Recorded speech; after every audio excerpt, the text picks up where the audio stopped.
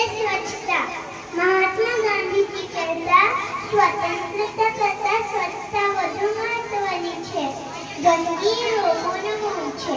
જ્યારે આપણે આપણી આસપાસ કચરો કે ગંદકી રાખીએ છીએ ત્યારે આપણે અજાણતા જ માંદગીને આમંત્રણ આપીએ છીએ.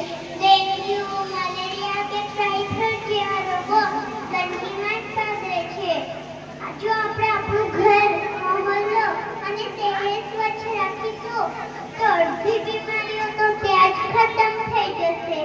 સ્વચ્છતા બે પ્રકારના છે, એક વ્યક્તિગત સ્વચ્છતા અને બીજી જાહેર સ્વચ્છતા. વ્યક્તિગત સ્વચ્છતા એટલે દરરોજ નહાવું, નખ કાપવા, જમતા પહેલા હાથ ધોવા, સ્વચ્છ કપડાં પહેરવા.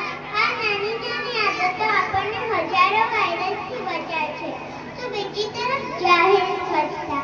જાહેર સ્વચ્છતા એટલે રસ્તા પર કચરો ના ફેંકવો, પ્લાસ્ટિકનો ઉપયોગ ટાળવો, જાહેર મિલકતોને ગંદકી ના કરવી અને